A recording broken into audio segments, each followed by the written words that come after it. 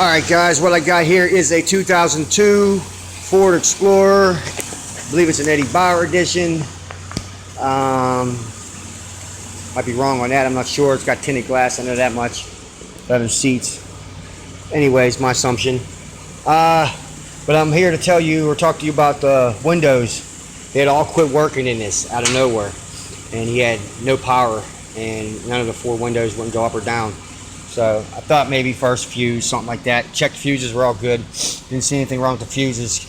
And then I decided to dig into it a little deeper and found out what you want to be looking for is you're going to want to pull this window switch out and be careful because the one little plastic tab on me broke.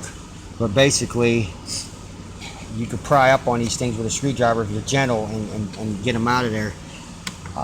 There's another video on here on YouTube I watched where a guy showed me how to do it because I wasn't sure at first because it wasn't coming, and then he popped his out no problem, and so I proceeded to try to get it out, and sure enough I still broke a plastic tab to hold it down. But what I wanted to show you here is we got two wires basically you want to look at on the back side of the switch, and the blue with the black stripe, you want to make sure you got 12 volts there, so you want to get a test light and test it and make sure that it's got 12 volts there. Now then you might want to go to the positive side of your battery and come over and see if you got this ground here and see if the test light will light off the ground, because it could be one of them two wires. Chances are you broke a wire in here in the door. There's a wire broken in here. Chances are that is what has happened from the door opening and closing so many times it broke a wire in there. I easily, on this one here, I found out he had 12 volts there, found out he had no ground. So easily I just tapped in to the ground wire right here and put a self-tapper right into the door in the middle here just to see if I get a ground and it would work. And sure enough, we got window action now. I mean, they're working. Let me see here, let's try the front one here. Yep, up and down, no problem. Look at that. So, I mean, I could go ahead and now start ripping apart the door down here because I know it's a ground problem with the wire. The main ground wire has no ground to it. So somewhere from here to wherever it goes through inside the door here, it's broke. And it's done for.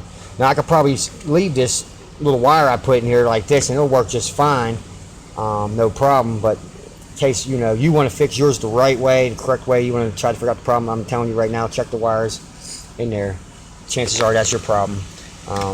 Especially if you got power at the blue and black wire, like I said, and if you got a ground at the ground wire, well, then you're probably looking at the switch or something as the relay in this, which is not an actual relay. It's a GEM thing. It's what it's called, a GEM or something like that module. You might want to go proceed to get that. But just trying to make this video to help some people out there that might have this problem, wonder what's going on with theirs, why they quit working. It's a little video you can watch, at least check. See, like I said, see if you got power at the switch there, see if you got ground at the switch.